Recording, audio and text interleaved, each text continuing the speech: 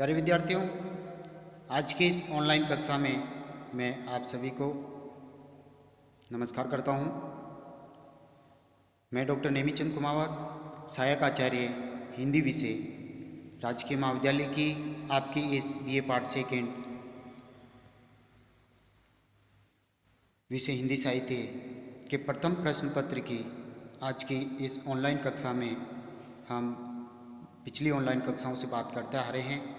बिहारी के काव्य की कला पक्ष और भाव पक्षगत विशेषताएं या बिहारी की काव्यगत विशेषताओं पर हम चर्चा करते आ रहे हैं, जिसमें उनके संयोग श्रृंगार और वियोग श्रृंगार पर हम विस्तार से चर्चा कर चुके हैं। एक बार पुनः आपका स्वागत। और इसी मॉडल आंसर की जो अगले क्रम में हम बिहारी के काव्य में उनके दोहों में जो भक्ति भावना व्यंजित हुई है, आज हम उस पर बात करने जा रहे हैं। तो आइए हम उनके दूसरे बिंदु को पढ़ें, भक्ति भावना। बिहारी के काव्य में वैसे ये रीतिकाल के रीतिसिद्ध कवि हैं, और मैं एक पहले ही बता देता हूँ कि रीतिकाल के जितने भी कवि हैं वो राजा आश्रित कवि थे, और राजाओं की प्रशंसा में उनको बहुत कुछ लिखना पड़ता था, उनकी युद्ध वर्णन, उनके श्रृंगार वर्णन। लेकिन इन्हीं में ही दरबारी कवि रात और दिन लगे हुए रहते थे। लेकिन जब श्रृंगार वर्णन से उनका मन ऊब जाता था, तो कहीं न कहीं हर मनुष्य के हृदय में एक आध्यात्मिक भावना रहती है, वो अपने इष्ट को जरूर याद करता है। और इसी तरह से बिहारी ने भी अपने आराध्य देव कृष्ण और पटरानी राधा के बारे में भी भक्ति भावना के दोहे भी लिखे हैं। तो देखिए, वास्तव में रीतिकाल का कोई कवि भक्ति भाव से हीन नहीं था। भक्ति उनके लिए एक मनोवैज्ञानिक आवश्यकता थी। भौतिक वासना का चित्रण करते रहने पर उनका विलास जर्जर मन भक्ति में अनास्था प्रकट नहीं कर सकता। बिहारी भी भावुक व रसिक थे। उनके हृदय में जब जैसा भाव उद्बुद्ध हुआ, उन्होंने उसे शब्दों के कोमल पास में बांध दिया। देखिए, यहाँ पर राधा जी की स्तुति बिहारी जो सत्सई हैं, जो ग्रंथ है, उसका प्रथम दोहा राधा रानी की स्तुति से आरंभ होता है, और उस बिहारी सत्सई का अंतिम दोहा कृष्ण की स्तुति से समाप्त होता है। देखिए, मेरी भव बाधा हरो राधा नागरी सोई, जा तन की जाए परेशान हरित दूती होई। अर्थात वे चतुर राधा जी मेरी सांसारिक बाधाओं को, सारे कष्टों को, दैहिक दैविक भौतिक सभी बाधाओं का हरण करें, सारे दुख दर्दों को वो समाप्त करें। वे चतुर राधा जी जिनके शरीर की, सुंदर शरीर की प्रतिछाया या प्रतिबिंब पड़ने मात्र से श्याम वर्ण वाला श्री कृष्ण जो हैं वो हरे भरे हो जाते हैं, यानी वो प्रसन्नचित हो जाते हैं। या हरा भरा होना मुहावरे का प्रयोग है। बिहारी जी राधा और कृष्ण की इस युगल छवि के उपासक थे। वे कृष्ण की सुंदर छवि को हृदय में बसाना चाहते हैं। अपने इष्ट को, अपने आराध्य को हमेशा अपने हृदय में स्थान देना चाहते हैं। देखिए, शीश मुकुट कटी काचनी, यानी जिनके सिर पर मुकुट हैं, मुकुट सुशोभित हैं। कटी यानी कमर पर कच्छा, काचनी कच्चे हुए हैं, कसे हुए हैं, पीले रंग का दुपट्टा बांधे हुए हैं। कर मुरली उर्माल, हाथों में मुरली धारण किए हुए हैं, और हृदय पर वैजयंती माला विद्यमान हो। इस सौंदर्य के रूप में, इस मूर्ति के रूप में बिहारी जी अपने हृदय में श्री कृष्ण की छवि को बसाना चाहते हैं। यही बानक मोह मन सदा बसो बिहारी लाल, अर्थात यही बानक अर्थात इसी मूर्ति रूप में, इसी सुंदर रूप में मेरे मन में है प्रभु, सदा आप निवास करते रहो। ये बिहारी जी कह रहे हैं। इसी तरह से देखिए, तजी तीरथ हरि राधिका, तन द्युति करी अनुराग, जिही ब्रिज केली निकुंज, मग पग पग होतु प्रयाग। बिहारी जी अपने मन को समझा रहे हैं। इस प्रथम दोहे में इन्होंने अपने मन में श्री कृष्ण की सुंदर मूर्ति को बसाना चाहते हैं। इस दूसरे दोहे में वो कह रहे हैं कि ये सारे आडंबर जो है व्यर्थ हैं, तीर्थ स्थानों पर जाना, वहाँ का भ्रमण करना, मंदिरों में जाना। लेकिन वो कह रहे हैं कि इसी ब्रज मंडल में, इसी ब्रज प्रदेश पर जहाँ श्री कृष्ण ने रासलीलाएँ रचाई थी, तो यहाँ के कदम कदम पर, यहाँ की मिट्टी मिट्टी में, कण कण में वह कृष्ण की छवि का दर्शन करते हैं। यहाँ ब्रजमंडल में कृष्ण प्रतिबिंबित हैं। तो देखिए, वो कहते हैं कि तजी तीरथ अर्थात तीर्थ स्थानों पर जाना है मन तू छोड़ दे, हरि राधिका अर्थात श्री कृष्ण की जो राधा है, उस राधा और कृष्ण इनकी युगल मूर्ति में तू अपने मन को रमा। तन द्युति इन दोनों के शरीर की जो चमक है, करी अनुराग अर्थात राधा और कृष्ण की युगल छवि पर तू अनुराग कर, इनसे प्रेम कर, इनसे भक्ति कर, इनमें अपना मन लगा, तीर्थ स्थानों पर भटकना छोड़ दे। जिही ब्रज जी यानी जिन्होंने ब्रज केली निकुंज, जिन्होंने इस ब्रज मंडल में केली क्रीड़ाएँ की है, अपनी रास लीलाएँ रचाई है। मग यानी हर रास्ते पर ब्रज की गलियों पर पग पग पर हो तू प्रयाग, इसलिए इन पे ब्रज मंडल में जहाँ जहाँ उन्होंने कदम धरा श्री कृष्ण और राधा जी ने, वहाँ वहाँ प्रयाग है अर्थात तीर्थ स्थान बन गए हैं। इसलिए तू इस ब्रज मंडल में ही श्री राधा कृष्ण जी की जो छवि प्रतिबिंबित होती है उसी में तू अपना मन लगा, अपने मन को वो संबोधित करके कह रहे हैं। इसी तरह से बिहारी जी इस अगले दोहे में देखिए क्या कहने जा रहे हैं। मोहि तुम्हें बाड़ी बैस को जीते जदुराज, अर्थात हे कृष्ण आप में और मेरे में एक विवाद छिड़ गया है। अब देखते हैं कि हम दोनों में से कौन विजय होगा। हम मोहि तुम्हें अर्थात मेरे में और आप में बाड़ी यानी बढ़ गई है। बहस को जीते जदुराज, अब देख को यानी कौन, हे यदुवंशी कृष्ण अब देखते हैं कौन जीतता है। अपने अपने बिरद को दोनों निभात लाज, अर्थात अपने अपने यश का दोनों ही निर्वाह करेंगे। मैं एक सामान्य सांसारिक प्राणी हूँ और मैं पाप कर्म करता रहूँगा, इसमें ही अपने आप को खपाते रहूँगा। और आप उद्धारक रूप में हैं, दीनों के दयाल हैं, आप उद्धार करता और भक्तों का उद्धार करेंगे तो आप अपना यश अर्जित करते रहेंगे। मैं भी आपका एक भक्त हूँ, देखता हूँ आप किस तरह से मेरा उद्धार करेंगे।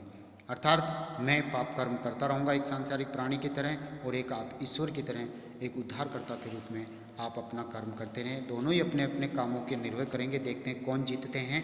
आप उद्धार करने में जीत जाते हैं या मैं पाप कर्म करता रहूँगा, मैं इसमें विजय होऊंगा। लेकिन बिहारी जी कृष्ण के भक्त हैं, उनके आराध्य देव कृष्ण हैं, तो कृष्ण को एक बार अपने हाथों से बिहारी का उद्धार करना ही होगा। इस तरह की भावना यहाँ व्यंजित हुई है।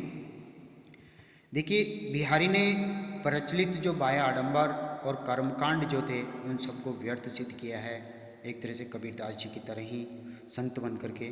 तो यहाँ देखिए बिहारी जी कह रहे हैं, जप माला छापा तिलक सरेने को काम, यानी जो प्राणी ये संसार का प्राणी दिखावा करता है, भक्ति का दिखावा करता है, जप करता है, जाप करता है मंत्रों का, मालाएं जपता है, मालाएं फेरता है, छापा तिलक यानी छपे हुए वस्त्र धारण करता है, जहाँ पर श्री राम छपे हुए भगवे वस्त्र धारण करता है और मस्तक पर तिलक लगाता है ललाट पर, सरेने को काम, और जिनका मन पवित्र नहीं है, केवल वो दिखावा करते हैं, तो इसलिए उनकी एक भी मन की इच्छाएं पूर्ण नहीं होगी। मन कांचे नाचे व्रता सांचे राचे रामू, बिहारी जी कह रहे हैं कि मनुष्य का मन तो कच्चा है और वो नृत्य करता रहता है, वो चंचल है, और बाहर से मनुष्य दिखावा करके भक्ति का आडंबर करता है। तो मन जब तक पवित्र नहीं हो, सदाचारण नहीं हो, यानी मन की भावना से जब वो ईश्वर में आस्था नहीं रखेगा, तब तक उसको ईश्वर के दर्शन नहीं हो सकते। और इसलिए बिहारी जी को कहना पड़ा सांचे राचे रामू, जो सच्चाई के रास्ते पे चलते हैं, जो सच्चे मन से पवित्र मन से भक्ति करते हैं, उन्हीं के हृदय में परमात्मा निवास करते हैं। इसी तरह से बिहारी जी की भक्ति भावनाओं में बार बार अपने उद्धार की विनय भी हैं। अपने उद्धार के लिए उन्होंने अपने इष्ट कृष्ण से बार बार प्रार्थना भी की है, उन्होंने विनय भी किए हैं, बार बार गुहार लगाई है, पुकार भी लगाई है। हरि कीजत तुमसो यह विनती बार हजार, अर्थात हे प्रभु मैंने बार बार आपसे ये प्रार्थना की है, ये उन्होंने विनय किया है, 1000 बार उन्होंने विनय किया है कि मेरा उद्धार कर दीजिए, मुझे इस संसार सागर से मेरा बेड़ा पार करा दीजिए। जिही तिही भांति डरो रहो, अर्थात सांसारिक विषय वासनाओं से जैसे तैसे हो मैं डरता रहा, और परियो रहो दरबार, और इसी सांसारिक विषय वासनाओं के डर से मैं केवल आप ही के दरबार में, आपके मंदिरों में, आपके निवास स्थान पर मैं पड़ा रहा, दरबार लगाता रहा, बार बार आपके मंदिरों में आकर के प्रभु मैं आपसे गुहार लगाता रहा हूँ, अपने उद्धार के लिए प्रार्थना करता रहा हूँ, और आपके दरबार में ही मैंने समय व्यतीत किया है। विनय के साथ साथ सूर की तरह बिहारी ने भी सख्य भक्ति भाव के अनुरूप अपने आराध्य देव कृष्ण को उपालम भी दिए हैं। कब को टेरत दीन रट होत ने श्याम सहाय, हे प्रभु मैं कब से इंतजार करता रहा हूँ, कब से आवाज़ लगा रहा हूँ, दीन वाणी में आपको पुकार रहा हूँ, हे प्रभु द्रौपदी की तरह, हाथी की तरह, लेकिन आपने तो उन भक्तों पर तो ध्यान दे दिया, लेकिन इस भक्त पर आप ध्यान ही नहीं दे पा रहे हैं। होत ने श्याम सहाय, फिर भी आप मेरे सहायक नहीं बन रहे हैं, आप सहायक बन के मेरा उद्धार नहीं कर पा रहे हैं, आप मेरी वाणी को सुन करके अनसुनी करते जा रहे हो। तुमु इसलिए बिहारी उपालंब दे रहे हैं, तुमु लागी जगत गुरु जग नायक जग भाई। ऐसा लगता है कि आपको तो इस संसार की हवा लग गई है। संसार के लोग अपना कार्य होने पर वो स्वार्थी बन जाते हैं। तुमु लागी अर्थात आपको लग गई है, जगत गुरु अर्थात इस संसार का गुरु होने की हवा लग गई है। आप इस संसार के लोक नायक कहलाते हैं। आपने एक दो बार उद्धार का कार्य क्या कर दिया, आप तो इस लोक में, इस संसार में पूजे जाने लगे हैं। जग बाई, ऐसा लगता है कि आपको तो संसार की हवा लग गई है, संसार स्वार्थी संसार की। इसलिए आप स्वार्थों के वशीभूत होकर के जब मन चाहे जब भक्तों का उद्धार करते हैं, और यदि भक्त पुकार लगा रहे हैं तो भी आप उनको सुन करके अनसुनी कर देते हैं। ये आपका बिहारी भक्त कब से दीन वाणी में पुकार रहा है कि प्रभु मेरी सहायता कीजिए, मेरे सहायक बनिए, मेरा उद्धार कीजिए, और आप सुन करके अनसुनी कर रहे हैं। इसलिए आपको संसार की हवा लग गई है, ऐसा मुझे लगता है। तो ये एक उपालंब है। इसी तरह से बिहारी और उपालंब दे रहे हैं। वो कह रहे हैं कि थोड़े ही गुण रीझते बिसरई व बानी, अर्थात प्रभु आप तो थोड़े से ही गुणगान करने से, थोड़ी सी वंदना और आराधना करने से ही आप प्रसन्न हो जाते हैं। आपने तो वह जो आपकी आदत थी उस व्यवहार को आपने भुला ही दिया है। बिसराई यानी भुला देना। तुमु काने मनो भय आज काली के दाने, हे कन्हैया, हे कृष्ण भगवान, आप तो ऐसा लगता है कि आजकल के दानी हो गए हों। आजकल के दान देने वाले जो दान दाता है, थोड़ा सा दान देख करके प्रसिद्धि प्राप्त कर लेते हैं। थोड़ा सा दान दिया और उनकी छवि छा जाती है। इसलिए आपने तो थोड़ा सा उद्धार का कार्य क्या कर दिया इस संसार में, और आप तो एक तरह से तीनों के दयाल कहलाते हैं, उद्धारकर्ता कहलाते हैं, महान दानदाता कहलाते हैं। बिसरई व बानी तुमु काने मनो भय आज काली के दानी, अर्थात आप तो आजकल के दानियों के समकक्ष हो गए हैं। जो आजकल के दानी हैं स्वार्थवश थोड़ा सा दान कर देते हैं और प्रसिद्धि प्राप्त कर लेते हैं। उसी तरह से आपने कुछ भक्तों का उद्धार कर दिया और संसार के लोक नायक बन गए, संसार में विख्यात हो गए। लेकिन ये भक्त जो आपके कब से गुणगान कर रहा है, आप थोड़े से गुणों से रीझने वाले थे, लेकिन लगातार कितने समय से मैं आपकी वंदना कर रहा हूँ, आपसे प्रार्थना कर रहा हूँ, लेकिन आपने वह वाणी, वह आदत, वह व्यवहार अब भुला ही दिया है। मन की पवित्रता व आस्था को बिहारी ने भक्ति हेतु अत्यंत आवश्यक बताया है। कबीर की तरह ही कबीर कहते हैं कि मन पवित्र होना चाहिए, मन में कपटाचरण नहीं होना चाहिए, अपने इष्ट के प्रति, आराध्य के प्रति आस्था रखनी चाहिए, मन से उनको स्मरण करना चाहिए। उसी तरह से बिहारी भी ऐसा ही कह रहे हैं। तो लग यानी तब तक, या मन सदन में, अर्थात इस मेरे मन रूपी सदन यानी घर, मेरे मन रूपी घर में हरि आवे की ही बाट, अर्थात जब तक मेरे इस हृदय में ईश्वर का कब कैसे प्रवेश होगा। विकट जटे लो लघु निपट खुले ने कपट कपाट, अर्थात मेरे हृदय में तो कपटाचरण बसा हुआ है, छल कपट के व्यवहार में इस संसार में करता रहता हूँ। तो जब तक ये छल कपट रूपी दरवाजे नहीं खुल जाते, कपट कपाट, कपट यानी छल कपट रूपी, कपाट यानी दरवाजे, तो जब तक ये छल कपट रूपी दरवाजे जब तक नहीं खुलेंगे, तब यानी मेरा हृदय पवित्र और पावन नहीं होगा, तब तक इस किस रास्ते से, छल कपट वाले रास्ते से परमात्मा मेरे हृदय में प्रवेश नहीं कर सकते। तो यहाँ ये कहा गया है कि जब तक मनुष्य छल कपट करेगा तब तक उसके हृदय में परमात्मा का निवास नहीं होगा, परमात्मा उसे दर्शन नहीं देंगे, और जब तक उसका मन पवित्र और पावन नहीं हो जाता तब तक वह ईश्वर की भक्ति नहीं कर सकता, ईश्वर की भक्ति का लाभ उसे प्राप्त नहीं हो सकता। बिहारी मतवादों में विश्वास नहीं करते थे, उनकी आस्था एकमात्र नंद किशोर में ही थी। यानी जगत में, संसार में बहुदेववादी प्रथा चल रही है, ईश्वर तो एक ही हैं बिहारी की नज़र में। कबीर की तरह वो भी अद्वैतवादी दर्शन को ही चरितार्थ करते हैं, अनेक देवी देवताओं की उपासना नहीं करते हैं। जैसे यहाँ बिहारी जी लिख रहे हैं, उन्होंने सिर्फ मात्र एक कृष्ण को ही अपना आराध्य माना, इष्ट माना है। अपने अपने मत लगे, अर्थात संसार के सारे प्राणी अपने अपने मन के अनुसार मतवादों में उलझे हुए हैं। वाद मचावत शोर, सारे वाद, कोई वैष्णव पंथी, कोई जैन पंथी, कोई बौद्ध पंथी, सब अलग अलग धर्मावलंबी, सिख ईसाई जैन धर्म, सभी अपने अपने धर्मों की शोर मचा रहे हैं, अपनी अपनी ही बातें कह रहे हैं। जो सभी को सेवो, अर्थात इन सभी का सेवक, यानी ये जो सब लोग जिस ईश्वर की आराधना करते हैं, जिसकी सेवा करते हैं, एक ही नंद किशोर, अर्थात वो एक ही नंद किशोर हैं, वो अनेक रूपों में इस संसार में मौजूद हैं, इसलिए उनके अनेक रूपों की लोग पूजा करते हैं।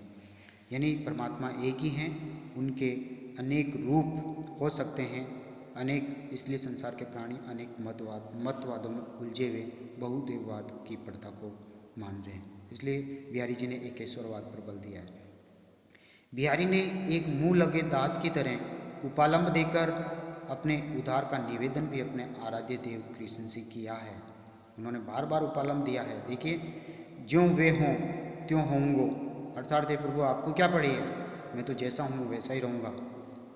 जैसे मैं दुष्कर्म करता आया हूँ, छल कपट और पापाचार इस संसार में माया मोह में उलझ के करता आया हूँ, मैं वैसा ही करता रहूँगा। आपका क्या बिगड़ रहा है? आप तो एक उद्धारक हैं, अपने भक्तों का उद्धार करते हैं, तो आप उद्धार करने का कर्म जारी रखिए। मैं पापकर्मी हूँ, संसारिक का एक सामान्य प्राणी हूँ, मैं अपने कर्मों में लीन रहूँगा। हो हरि अपनी चाल, हे प्रभु मैं तो अपनी चाल में ही चलता रहूँगा और आप अपनी चाल में चलो। आपको उद्धार करना अपने भक्तों का, तो आप उद्धार कीजिए, और मैं संसार का एक सामान्य प्राणी हूँ, निकृष्ट कोटि के कर्म करता रहूँगा, मैं अपनी चालें चल रहा हूँ, आप अपनी चालें चलिए। हट ने करो अति कटु ने, अर्थात हे प्रभु, हे आराध्य देव, इतना हट मत करो मेरा उद्धार करने का, मेरे सहायक बन के मेरा उद्धार करने का इतना हट मत करो। मैं एक संसार का एक निकृष्ट कोटि का प्राणी हूँ, विषय वासनाओं में उलझा हुआ हूँ, मेरा उद्धार करना बहुत कठिन है। मो तारीबो गोपाल, गोपालेन हे कृष्ण, हे गोपाल गायों के पालक कृष्ण, मुझे तारना बड़ा कठिन है, क्योंकि मैं जितना निकृष्ट प्राणी हूँ, मैं वे उन्हीं कर्मों में संलग्न रहता रहूँगा, और आप उद्धार करता है, दीनों के दयाल हैं, दीनों के सहायक हैं, भक्तों का उद्धार करता है, तो आप अपने भक्तों की कर्म, यानी आप अपने भक्तों का उद्धार करने के कर्म में संलग्न रहिए, और मैं निकृष्ट कोटि के कर्म करने में संलग्न रहूँगा। तो इस तरह की उपालंब भी बिहारी जी ने दिए हैं। तो प्यारे विद्यार्थियों, आज की इस ऑनलाइन कक्षा को हम यहीं समाप्त करते हैं।